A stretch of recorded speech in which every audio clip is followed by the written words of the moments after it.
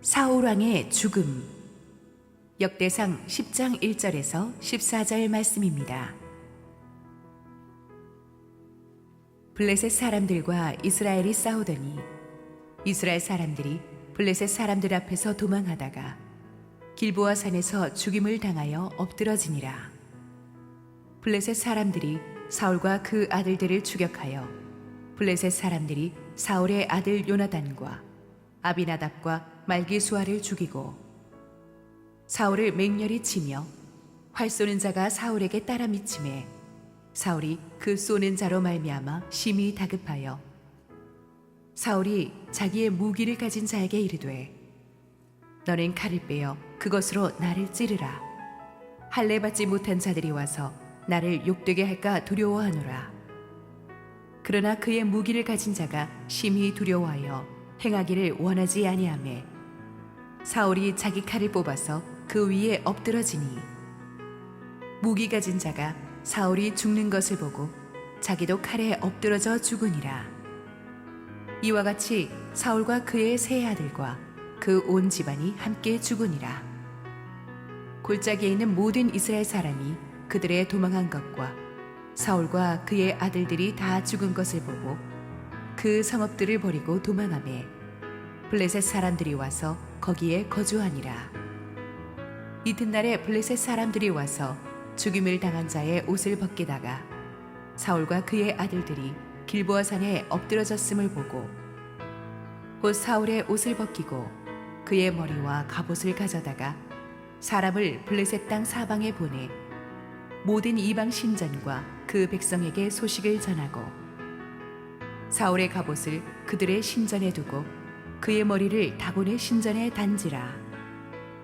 길르앗 야베스 모든 사람이 블레셋 사람들이 사울에게 행한 모든 일을 듣고 용사들이 다 일어나서 사울의 시체와 그의 아들들의 시체를 거두어 야베스로 가져다가 그곳 상수리 나무 아래에 그 해골을 장사하고 7일간 금식하였더라.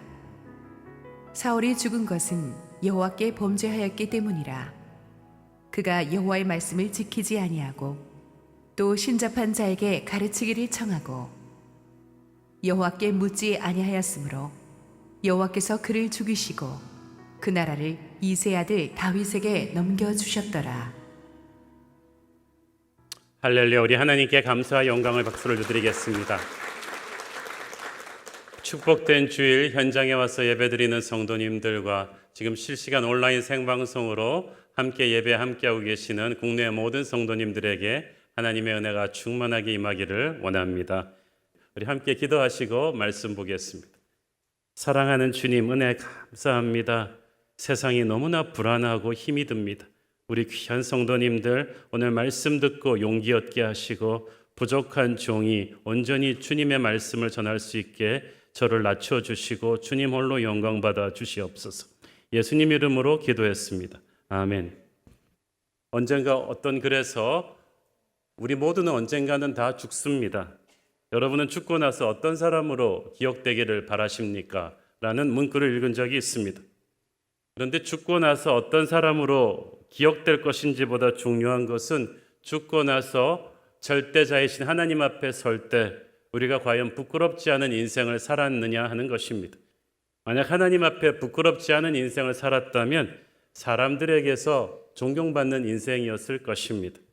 오늘의 본문은 이스라엘의 첫 번째 왕 사울과 그 세 아들의 비극적인 죽음을 다루고 있습니다. 사울 왕의 죽음은 가슴 아픈 일이긴 하지만 우리의 주인공 다윗의 기나긴 광야 생활의 끝을 의미했습니다. 우리가 오늘로써 다윗 강해 설교 시리즈 37제예요. 어떤 분들이 말합니다. 이거 언제 끝나는 겁니까? 지금 딱 절반을 지나왔습니다. 다윗 대하 드라마 절반을 이제부터 지나왔는데 이 사울의 죽음을 이번 주와 다음 주에 거쳐서 좀 무게 있게 다루는 이유가 있습니다. 많은 사람들의 기대를 받으며 왕으로 등극해서 이스라엘 최초의 왕으로 40년을 다스렸던 사울 리더십의 빛과 어둠을 통해서 그 죽음을 반면교사로 삼아서 우리가 배워야 될 영적 교훈들이 크기 때문입니다. 자, 1절 읽겠습니다. 블레셋 사람들과 이스라엘이 싸우더니 이스라엘 사람들이 블레셋 사람들 앞에서 도망하다가 길보아 산에서 죽임을 당하여 엎드러지니라. 그동안 블레셋과 이스라엘 사이에는 수없이 많은 크고 작은 국지전이 있어 왔습니다마는 이번에는 스케일에 있어서 그런 작은 전투가 아니었습니다. 사무엘상 29장 1절에서 이 전쟁이 얼마나 큰 규모였는지를 말해줍니다. 블레셋 사람들은 그들의 모든 군대를 아벡에 모았고 이스라엘 사람들은 이스라엘에 있는 셈 곁에 진쳤더라. 블레셋의 모든 병력이 총동원된 전면전이었습니다. 당연히 이에 맞서는 이스라엘도 자신들의 가진 병력을 총동원했겠죠. 그래서 양군의 전병력이 동원돼서 부딪히는 국가의 운명을 건 대전쟁이었습니다. 객관적인 전력에서는 이스라엘이 상대가 안 됩니다. 왜냐하면 블레셋은 그 당시 유명한 철기 문명 국가였고 전차대와 능숙한 전투병들을 많이 가진 나라였기 때문이었습니다. 객관적인 전력이 항상 블레셋이 압도적인 우세를 보이고 있는데 그럼에도 불구하고 이때까지 역대 전면전의 전적에서는 이스라엘이 블레셋보다 절대 우위를 점하고 있었어요. 희한한 일이에요. 60여 년 전에 미츠바 기도 대성회에서 이스라엘 사람들은 별 무장도 하지 않은 채 기도하러 모였는데 블레셋 사람들이 이때다 싶어서 전병력을 동원해서 쳤거든요. 그런데도 하나님의 은혜로 블레셋이 붕괴되었습니다. 20여 년이 흘렀습니다. 사울 왕의 아들 요나단이 또 이번에는 앞장서서 불리한 전쟁을 뒤집으면서 또 블레셋은 대패했습니다.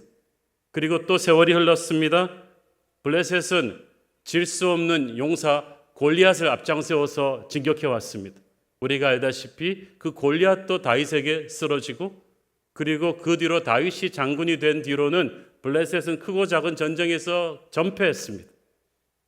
군사강국 블레셋이 이스라엘만 만나면 그대 앞에만 서면 왜 이리 작아지는지 계속해서 패배하는 이런 미스테리어스한 상황은 무장이나 병사 숫자로만 잴 수 없는 하나님의 기름 부으심이 이스라엘을 감싸고 있었기 때문입니다. 그런데 그런 아픈 기록에도 불구하고 블레셋이 이번에는 무슨 배짱으로 다시 이스라엘을 상대로 이런 전면전을 일으켰을까요? 본문에는 나오지 않지만 두 가지 심각한 리더십의 공백의 빈틈을 치고 들어온 것입니다. 첫째는 이스라엘의 영적 대스승인 사무엘의 죽음이었습니다. 사무엘상 28장 3절 4절 시작. 사무엘이 죽었으므로 온 이스라엘이 그를 두고 슬피 울며 그의 고향 라마에 장사하였고 사울은 신접한 자와 박수를 그 땅에서 쫓아내었더라. 블레셋 사람들이 모여 수넴에 이르러 진침해 사울이 온 이스라엘을 모아 길보아에 진쳤더라. 자, 이거 보시면 나오죠. 사무엘이 죽고 나서 그 다음에 블레셋의 대전쟁이 시작이 됩니다. 사무엘이 누굽니까? 그는 전투하는 병사는 아니었지만 그는 존재감 자체로 엄청난 인물이었어요. 아까 말씀드렸듯이 60여 년 전 미스바의 기도 대성회를 기점으로 해서 사무엘이 함께하는 이스라엘 군대를 블레셋은 꺾을 수가 없었습니다.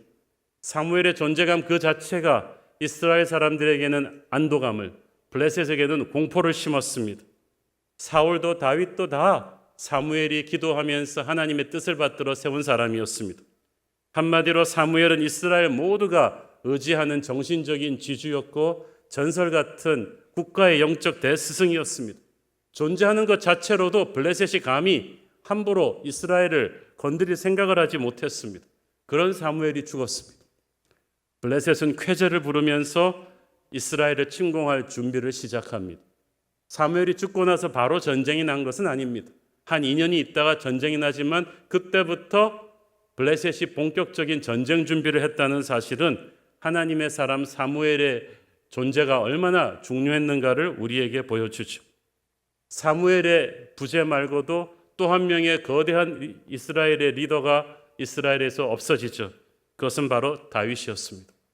사무엘 이후로 블레셋 사람들에게 엄청난 공포를 심는 인물이 있었다면, 그리고 이스라엘 병사들에게는 같이 나가기만 해도 가슴 든든한 용기를 주는 인물이 있었다면 바로 다윗이죠. 골리앗을 쓰러뜨리고 그 뒤 블레셋과의 모든 전쟁을 승리로 이끌었던 다윗이 이스라엘에 없는 거예요. 없는 정도가 아니라 도끼로 제 발등 찍는다고 이스라엘의 사울 왕은 다윗을 핍박해서 결국은 블레셋의 땅에 망명하게끔 되었어요. 블레셋이 얼마나 든든했겠습니까? 다윗이 없는 이스라엘, 사무엘의 기도가 없는 이스라엘은 이제 해볼만 하다고 생각한 것입니다. 이제 이스라엘은 손발이 묶인 채로 블레셋과 싸울 수밖에 없게 되었습니다. 다시 말해서 영적인 리더십이 부재한 상태에서 하나님의 나라 이스라엘이 블레셋과 싸운다는 것은 너무나 치명적인 일입니다. 말씀과 기도의 영적 리더의 존재가 있을 때 사람들이 별 감사함을 몰라요. 별 티가 안 나지만 없을 때는 하늘과 땅 차이가 나는 거예요. 오늘날도 그렇습니다. 제대로 된 영적인 리더십의 존재를 감사하셔야 됩니다. 왜냐하면 그 영적인 리더가 부재한 상태는 반드시 마귀의 침공 루트가 되기 때문이죠. 여러분의 가정에서 부모님은 영적인 지도자입니다. 여러분이 말씀과 기도로 굳건히 서 있으면 마귀가 여러분의 가정을 유린하지 못합니다. 이 교회를 위해서 여러분이 기도해 주십시오. 저를 비롯한 목사님들과 장로님들과 순장님들과 교회를 지키는 영적인 리더들이 성령 충만해서 제자리를 지키면 마귀가 흔들지 못합니다. 영적 지도자들이 무너진 교회들을 보세요. 마귀가 유린하지 않습니까? 국가도 그렇습니다. 우리는 영적인 리더십의 중요성을 중시하고 굉장히 좋은 리더들을 위해서 기도해야 합니다. 자, 블레셋과 이스라엘 양국이 총력을 기울여서 부딪힌 전면전이었지만 전투가 시작되자마자 너무 어이없이 승패가 갈려버렸습니다. 1절 다시 읽겠습니다. 블레셋 사람들과 이스라엘이 싸우더니 이스라엘 사람들이 블레셋 사람들 앞에서 도망하다가 길보아 산에서 죽임을 당하여 엎드려지니라. 처음 양국은 우리나라 호남 평야처럼 드넓은 이스라엘 평야에서 충돌했습니다. 평야에서 전체대를 확보한 블레셋과의 싸움은 굉장히 불리했어요. 부딪히자마자 이스라엘은 붕괴하기 시작했어요. 그래서 이스라엘이 블레셋 사람들보다 더 잘 싸울 수 있는 산지 그 길보아 쪽으로 후퇴를 했는데 소용없었어요. 블레셋군은 길보아 산까지 쫓아가서 이스라엘 군대를 괴멸시켰습니다. 특별히 2절을 좀 읽어보겠습니다. 블레셋 사람들이 사울과 그 아들들을 추격하여 블레셋 사람들이 사울의 아들 요나단과 아비나답과 말기수아를 죽이고. 자, 블레셋군의 이 성경이 설명하는 것을 딱 보면 블레셋군의 처음부터 전략이 무엇이었는지 자명합니다. 그냥 전투에서 이기는 것이 아니라 블레셋군의 목표는 처음부터 사울 왕을 비롯한 톱 리더십을 제거하는 것이었습니다. 그 명령이 모든 블레셋 군대에게 내려져 있었어요. 그래서 처음부터 승패 상관없이 사울 왕과 그 왕자들을 둘러싸고 블레셋의 결사대가 집중적으로 공격을 퍼부었습니다. 난전 끝에 용감한 왕자 요나단, 그 동생 아비나답, 말기수아 이렇게 사울의 세 아들들이 차례로 전사합니다. 원래 사울 왕에게 아들이 넷 있었는데 후방에 남겨놓고 아들 외에 3명이 바로 눈앞에서 비극적으로 죽습니다. 아무리 객관적인 전력의 차이가 있다고는 하지만 원래 이스라엘 군대가 이렇게 약한 군대가 아닙니다. 하지만 이미 언급했듯이 역대 전적이 이스라엘이 훨씬 위였잖아요. 그리고 요나단이 누굽니까? 이전에 혈혈단신으로 블레셋 선봉대를 뚫고 들어간 용맹한 다윗과 언약을 맺었던 용장이었어요. 그런데 그런 요나단도 이번에는 속수무책으로 죽습니다. 하나님의 임재가 이미 이스라엘을 떠났기 때문이었어요. 그것은 하나님을 거역한 지도자 사울 때문이었습니다. 그러니까 사울은 자기 눈앞에서 죽는 순서가 중요한데 자기의 세 아들들이 차례로 죽어가는 모습을 지켜보는 거예요. 자기가 사랑했던 부하들이 수도 없이 쓰러져 죽는데 할 수 있는 게 아무것도 없어요. 자기 때문에 죽는 거예요.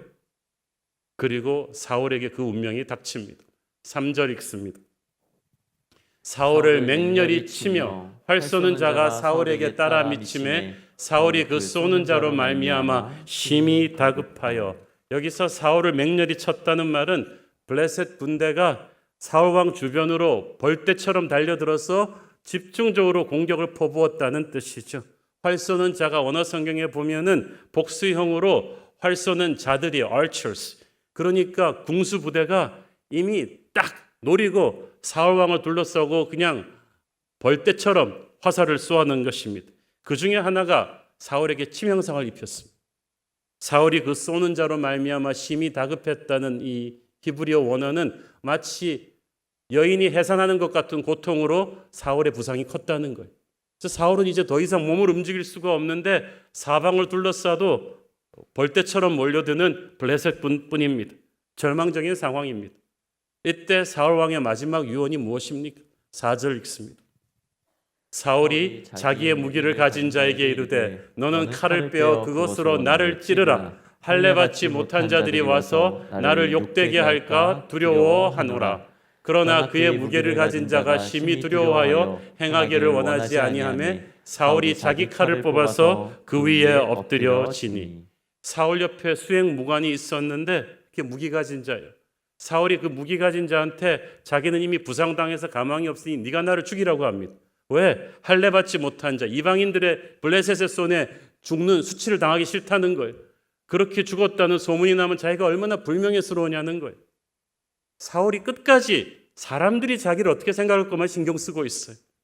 지금 자기가 하나님의 영광을 땅에 떨어뜨려서 이렇게 모두가 부하들을 잃고 자기도 죽게 생긴 것에 대한 회개보다는 사람들이 어떻게 생각할까?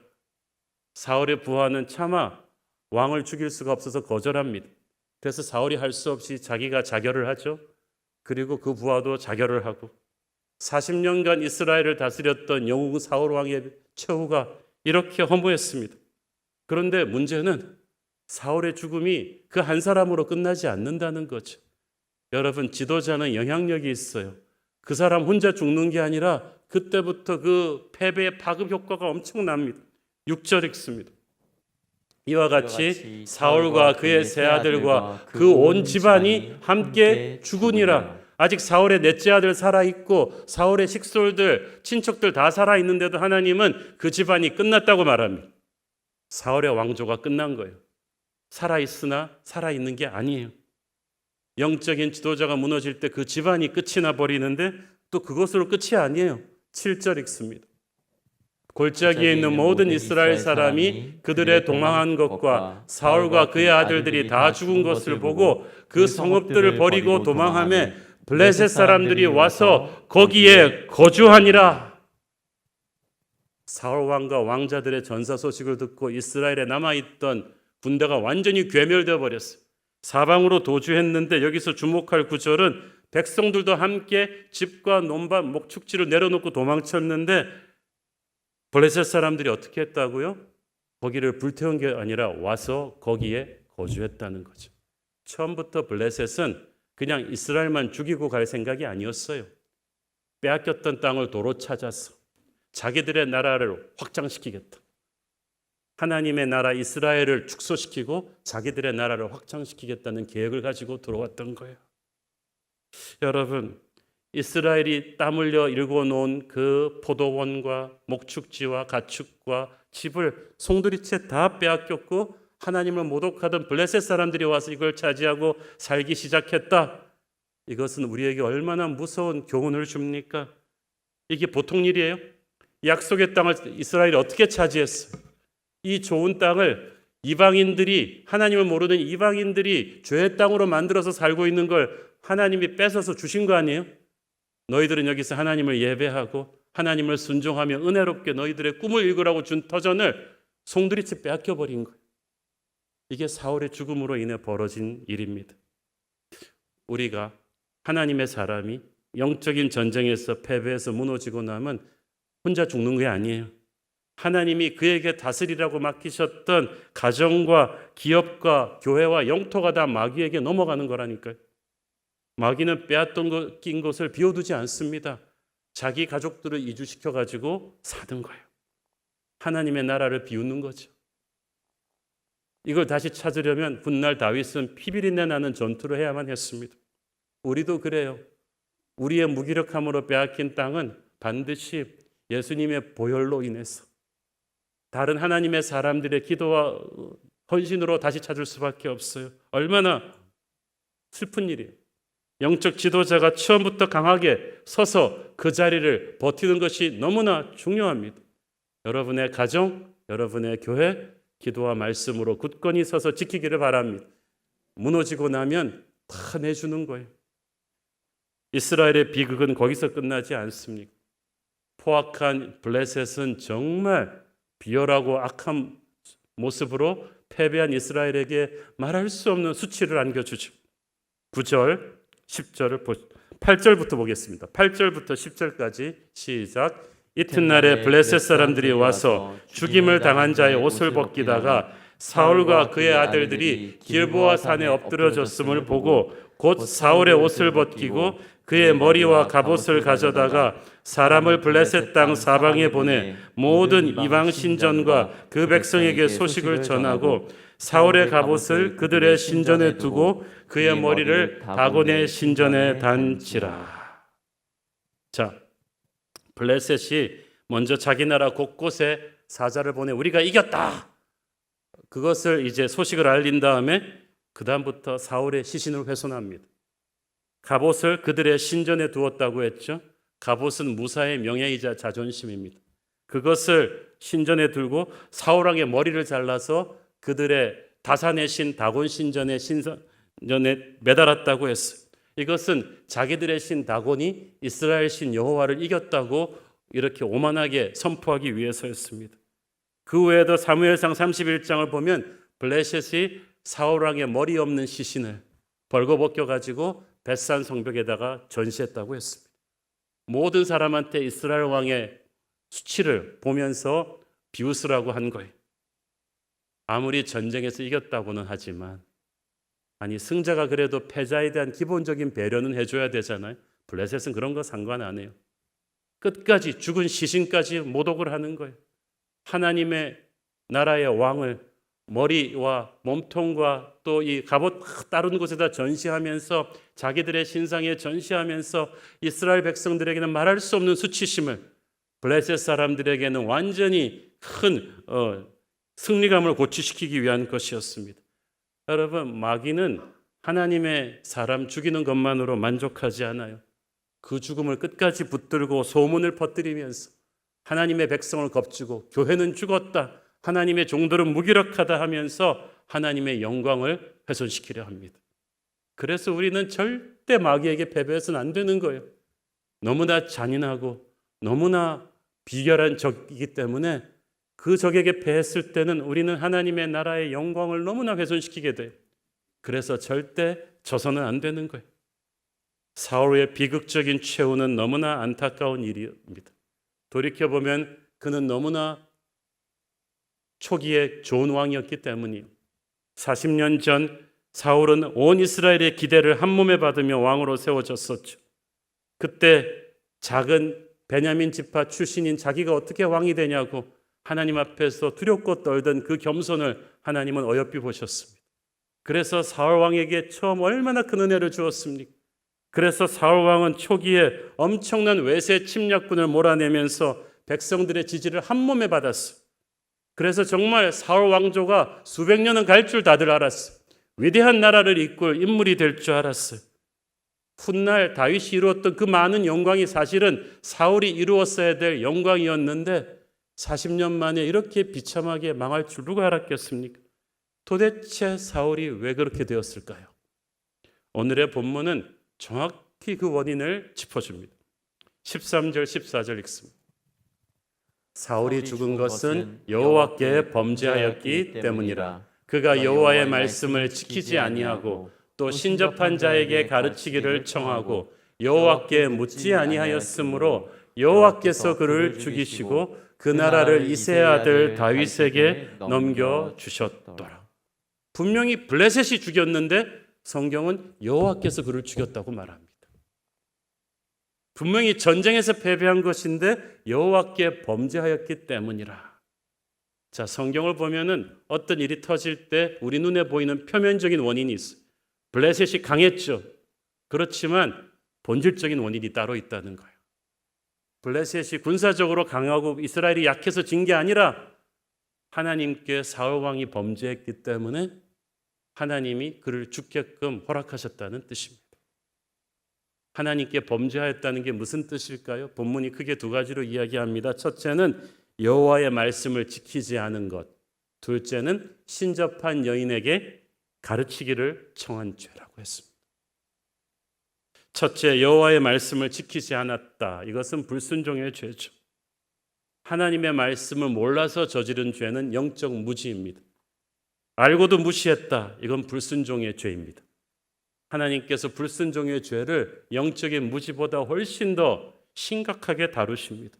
특히 사울처럼 아무 배경도 능력도 그런 연출도 없이 100% 하나님의 은혜로 왕이 된 지도자의 경우는 더더욱 그렇죠. 은혜로 왕이 됐기 때문에 그 자리를 항상 기도하며 운영했어야죠. 그런데 어느 순간부터 그는 자기의 경험과 실력을, 주변의 참모들의 의견을 하나님 말씀보다 더 중하게 생각하기 시작했어요. 초반의 승리에 너무 도취된 거예요. 그래서 이 사울의 불순종이요, 처음엔 아주 작게 시작하다가 나중에 갈수록 눈덩이처럼 커졌어요. 처음에 집권 1년이 지나고 나서 그는 초기의 승리에 도취해서 하나님께 물어보지도 않고 블레셋과 전쟁을 벌려버렸죠. 제사를 지내는 일도 있었어요. 블레셋과 전쟁은 벌였는데 압도적인 블레셋군을 보고 병사들이 다 도망가니까 사무엘이 도착하기도 전에 제사장만 드릴 수 있는 제사를 자기가 드려버렸어. 계속해서 악수를 두는 거예요. 그래서 하나님께서 사무엘을 통해서 계속 옐로우 카드를 주셨죠. 사울, 너 조심해. 너 조심해. 하나님의 말씀을 순종해야 되는 거야. 그러나 사울은 깨닫지 못했어요. 그리고 마침내 대형사고가 터지죠. 사무엘상 15장에서 그는 아멜렉을 진멸하라는 하나님의 명령을 반쪽짜리 순종을 합니다. 전부 다 진멸하라 그랬는데 아멜렉 왕도 살려주고 제일 좋은 가축들을 살짝 살려놨습니다. 하나님이 그걸 추궁하시니까 한다는 말이 아예 하나님께 제사 드리려고 날려둔 거야. 100% 거짓말이죠. 자기 욕심 때문이죠. 아멜렉 왕을 살려두면 아멜렉의 보물창고들의 위치도 다 알 수 있고 그 왕을 앞세우고 승리의 퍼레이드를 하면 자기가 얼마나 폼이 나겠어요. 그 가축들 다 자기가 좀 가지고 있다가 또 부하들에게 포상금으로 나누어 주면 자기를 더욱 떠받들 거 아니겠습니까? 그런 욕심 때문에 했으면서도 하나님께 제사 드리려고 했다.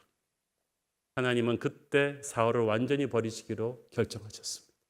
그때 사울에게 주신 유명한 말씀 기억하십니까? 사울아, 순종이 제사보다 낫다. 네가 그걸 몰랐단 말이냐? 네가 여호와의 말씀을 버렸기 때문에 이제부터 여호와께서 너를 버릴 것이다. 이미 그때 사울의 운명은 끝난 거예요. 하나님이 가장 싫어하시는 죄가 불순종인 거 아시죠? 왜냐하면 아담과 이브가 에덴 동산에서 저지른 죄가 불순종이었어요. 그래서 그 불순종의 죄 때문에 우리 모든 인간이 죄의 노예가 되었던 거예요. 그래서 그 문제 해결하기 위해서 하나님의 아들이 십자가에서 돌아가실 수밖에 없었던 거예요. 그래서 하나님이 세상에서 제일 싫어하시는 죄가 불순종의 죄란 말이에요. 하나님의 자녀가 하나님의 말씀을 알고도 무시하는 불순종의 죄를 지으면 그때부터 그의 인생이 망가지지 않을 수가 없죠. 방금 말씀드렸듯이 사울의 불순종이 하루아침에 된 게 아니에요. 큰 배가 항로를 이탈할 때 처음부터 확 이탈하는 게 아니랍니다. 처음에는 조금씩 각도를 어긋나다가 나중에는 엄청나게 목적지를 미스하는 것인데 사울의 결정적인 죄는 아멜렉을 진멸하지 않은 불순종이었지만 이미 그 전에 많은 징조가 보였어요. 여러분이나 여러분 주변에 어떤 분들이 작은 불순종의 징조가 보일 때 빨리 스톱시키셔야 돼요. 나중에는 돌이킬 수가 없게 돼요. 처음에는 하나님이 주신 힘이라는 마음으로 하나님과 동행하면서 다스리던 사울이 점점 인기가 높아지고 승리가 많아지고 가진 게 많아지면서 사람이 변했어요. 조금씩 기도하는 시간이 줄고 회의하는 시간이 늘었어요. 조금씩 분노와 조급함이 많아지기 시작했어요. 하나님을 불순종하는 루트를 계속 밟아가면은 눈에 보이는 현실이 무너지기 전에 그 사람의 내면 세계가 서서히 붕괴되거든요. 그래서 초기에 그걸 잡아야 되는 거였어요. 사울이 그걸 못한 거죠. 두 번째는 결정적인 순간에 신접한 자에게 가르치기를 청한 죄였습니다. 신접한 자라는 진짜 그 당시 우상신들에게 접신해가지고 그 악령의 힘으로 사람들의 기흉화복을 점쳐주는 사람들인데, 결정적인 순간에 사울이 하나님의 멘토링이 아닌 신접한 자에게 가르침을 청했다는 것은 마귀의 멘토링을 구한 거예요. 왜 이렇게 되었는가? 그 사건이 사무엘상 28장 4절 7절에 나옵니다. 시작. 블레셋 사람들이 모여 수넴에 이르러 진침해 사울이 온 이스라엘을 모아 길보아에 진쳤더니 사울이 블레셋 사람들의 군대를 보고 두려워서 그의 마음이 크게 떨린지라. 사울이 여호와께 묻자오되 여호와께서 꿈으로도 우림으로도 선지자로도 그에게 대답하지 아니하시므로 사울이 그의 신하들에게 이르되 나를 위하여 신접한 여인을 찾으라. 내가 그리로 가서 그에게 물으리라 하니 그의 신하들이 그에게 이르되 보소서 엔돌에 신접한 여인이 있나이다. 블레셋과의 전면전을 하루 앞둔 날 일어난 거예요. 너무 불안하니까 사울 왕이 처음에는 하나님께 물었어요. 그런데 하나님이 침묵하시니까 더욱 불안해져서 신접한 여인, 악령에 접신한 자에게로도 가서 물어봐야겠다고 간 거예요.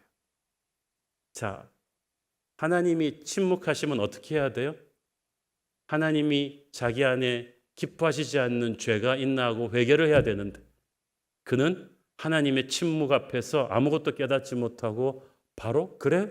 그러면 신접한 여인에게라도 가서 물어보지 뭐. 그렇게 된 거예요. 계속되는 사무엘상 28장 본문을 보면은 비극적인 스토리가 나옵니다. 사울이 그렇게 해서 정체를 감추고 신접한 여인을 찾아갔더니 가서 사무엘의 영혼을 죽은 자 가운데서 불러내달라고 요청합니다. 그렇게 신접한 여인에 의해서 불려올려진 사무엘은 사울을 꾸짖고 그의 멸망을 예언해 줍니다. 이미 하나님이 너의 나라를 다윗에게 주기로 했고 내일 해 떨어지기 전에 너와 세 아들들도 죽을 것이다 라고 멸망을 예언해 주죠. 자, 그래서 이 사무엘상 28장은 굉장히 좀 해석하기가 곤혹스러운 본문입니다. 일찍이 모세 때부터 하나님께서는 하나님의 백성이 인생의 기로에서 미래의 길흉화복을 묻기 위해서 악령과 접신하는 이런 자들을 찾아가지 말라고 경고하셨었어요. 레위기 19장 31절을 봅니다. 시작. 너희는 신접한 자와 박수를 믿지 말고 그들을 추종하여 스스로 더럽히지 말라. 나는 너희 하나님 여호와니라. 사울이 이 사실을 몰랐겠어요? 임기 초기에는 이 말씀을 받들어 나라의 신접한 자들을 다 없애기까지 한 사울인데 너무나 다급해져서 이 여인을 찾아간 거예요. 그리고 다른 사람도 아닌 선지자 사무엘의 죽은 영혼을 불러올려 달라고 했던 게 너무나 좀 당혹스럽습니다. 그런데 성경은 실제로 사무엘의 영혼이 나타나서 사울의 멸망을 예언해 주었다고 합니다. 신학자들이 이 본문 해석하기 굉장히 곤혹스러워합니다. 어떤 사람은 뭐로 가도 서울만 가면 되지 않나? 신접한 자를 통해서 불러올려진 사무엘의 영혼이 그래도 사울에게 하나님의 뜻을 제대로 전해줬으니 된 거 아니냐고 생각하는 사람이 있습니다. 그러나 그렇게 보시면 안 되죠. 신접한 여인에 의해서 불러올려진 것은 실제 사무엘의 영혼이 아닙니다. 그것은 악한 마귀가 사무엘의 환상을 빌려서 나온 거죠. 절대 성경은 한 번 죽은 사람이 그렇게 접신하는 자에 의해서 영혼이 불려진 일이 없다고 말합니다. 우리가 죽으면 영혼이 영혼의 나라 하나님 앞에 서게 된다고 말합니다. 그러면 이 사무엘의 영혼은 뭐예요? 악한 마귀의 장난이죠. 사울이 워낙 분별력을 잃고 하나님께 회개하는 게 아니라 신접한 여인에게 찾아가니까 하나님께서 악한 마귀들의 입까지 딱 통제하셔가지고 마귀의 입을 통해서 남아 사울에게 경고하신 거죠. 너의 운명은 이렇게 비참하다는 것을 경고하신 거예요. 즉 이것은 하나님께서 패역한 사울을 정신 차리게 하기 위해서 마귀를 압도하신 비상수단이지 하나님이 기뻐하시거나 허락하신 일이 아닙니다. 그러므로 믿는 사람들 절대 기도 응답 없다고 무속인을 찾아가시면 안 돼요. 그거는 절대 해서는 안 되는 일이. 국가적인 위기 앞에서 사울은 하나님 앞에 회개하지 않고 신접한 자의 도움을 청했어요. 마귀의 멘토링을 구한 거죠. 그런 그를 하나님은 심판하셨습니다. 자, 다시 본문으로 돌아와서 이스라엘이 얼마나 비참합니까? 자신들의 왕과 왕자들의 시신이 그렇게 무참하게 훼손당해서 공중장소에 전시된 채로 모욕당하고 있는데도 이스라엘 사람들은 블레셋이 두려워서 숨도 못 쉬고 있었습니다. 그런데 이때 놀라운 사건이 벌어집니다. 11절 12절 읽습니다. 길르앗 야베스 모든 사람이 블레셋 사람들이 사울에게 행한 모든 일을 듣고 용사들이 다 일어나서 사울의 시체와 그의 아들들의 시체를 거두어 야베스로 가져다가 그곳 상수리 나무 아래에 그 해골을 장사하고 7일간 금식하였더라. 이스라엘의 기백이 아직도 살아 있었어요. 길르앗 야베스의 용사들이 사울의 전사 소식을 듣고 국경을 넘어서 달려옵니다. 화면으로 지도를 보시면 아시겠지만 사울의 시신이 이 블레셋에 의해서 전시된 이 벳산 지역에서 길르앗 야베스가 결코 가깝지 않아 요단강을 건너와야 돼요. 그런데 지금 이스라엘 정예군이 모두 전멸당하고 사방이 다 블레셋군 천지거든요. 강 나루턱도 다 블레셋군이 지키고 있는데 길르앗 야베스의 용사들이 목숨을 걸고 강을 건넜어요. 천지에 깔린 블레셋의 감시망을 뚫고 사울 왕과 아들들의 시신을 수습해서 돌아오는 거예요. 그리고 정중히 장사를 치러줍니다. 그래서 이스라엘의 모욕을 거기서 끝내줬어요. 승리에 도취되었던 블레셋군이 허를 찔린 거죠. 도대체 길르앗 야베스 사람들은 왜 목숨을 걸고 이런 모험을 단행한 것일까요? 그것은 그들이 40년 전에 사울 왕에게 입은 은혜 때문이었어요. 사무엘상 11장에 보면 처음 사울이 왕으로 즉위하던 무렵에 암몬의 대군이 길르앗 야베스를 침공한 적이 있었어요. 그래서 그 지역이 전멸당할 위기에 있었을 때 사울이 용기 있게 군대를 이끌고 나가서 길르앗 야베스를 구해냈었어요. 그 은혜를 40년 동안 잊지 못하던 길르앗 야베스 사람들이 사울의 처참한 죽음 소식을 듣고 그 시체가 훼손되고 있다는 말을 듣고 이 감시망을 뚫고 블레셋 진영으로 침입해서 그 시신을 수습해 온 거예요. 저는 이걸 보면서 느끼는 바가 있었어요. 길르앗 야베스가 보여준 이 놀라운 용기와 충성은 초기 사울이 하나님을 온전히 따를 때 보여주었던 선한 리더십의 열매예요. 만약 사울이 40년 내내 하나님 앞에서 온전히 섰더라면 이스라엘 사람들 모두가 길르앗 야베스 용사들처럼 용맹하게 사울을 지켰을 거예요. 그러면 블레셋과의 전쟁이 이렇게 허무하게 질 리가 없어요. 그런데 40년 후에 블레셋과의 전쟁에서 이렇게 허무하게 무너진 이스라엘 군대의 모습은 무엇입니까? 바로 하나님을 불순종하며 살아온 사울의 집권 후반기 리더십의 열매죠. 사람은 뿌린 대로 거두는 거거든요. 그래서 길르앗 야베스 용사들의 용감한 모습은 우리에게 안타까운 여운을 남기는 거예요. 만약 사울 왕이 제대로 하나님 앞에 섰었더라면 그가 될 수 있었던, 그러나 불순종으로 인해 되지 못했던 모습이 바로 너무 안쓰러운 거예요. 사울은 위대한 선지자 사무엘의 훌륭한 제자가 될 수 있었습니다. 그러나 최악의 실망을 남긴 사람이 되고 말았습니다. 그는 차세대 지도자 다윗의 훌륭한 멘토가 될 수 있었는데 시기와 질투에 사로잡힌 못난 선배로 전락했습니다. 용감한 아들 요나단의 좋은 아버지가 될 수 있었는데 분노에 사로잡혀 아들까지도 저주하고 마침내는 그 훌륭한 아들을 전장터에서 허무하게 잃는 원인 제공을 하고 말죠. 블레셋을 무릎 꿇리는 영웅이 될 수 있었는데 나중에는 패배한 뒤에 시체까지 블레셋에게 유린당하는 그런 모욕을 당합니다. 백성을 보살피는 선정을 베푸는 왕이 되어서 이스라엘 백성들 모두를 길르앗 야베스 같은 용사로 만들 수 있었는데 임기 후반부에 그저 다윗을 시기하고 질투하는 광적인 폭군으로 전락해서 백성들의 신망을 잃었습니다. 용두삼이라고 하는 것은 사울의 인생을 두고 하는 말이에요. 야구를 8회까지 아무리 잘하면 무슨 소용이 있어요. 9회 대량 실점하고 나면 지는 거예요. 사울처럼 아무리 스타트가 좋아도 끝이 나쁘면 다 망가집니다. 하나님으로부터 받았던 그 수많은 재능과 가능성과 기회를 하나님을 불순종함으로써 사울은 다 잃어버렸습니다. 안타깝습니다. 그러나 사울이 죽었다고 모든 게 끝난 건 아니었습니다. 그 당시 사람들은 사울이 죽고 이스라엘이 그렇게 처참하게 패배당했을 때 절망했을 것입니다. 나라의 운명이 끝났구나. 이제 우리는 블레셋의 노예가 되어서 살겠지. 캄캄한 암흑이었어요.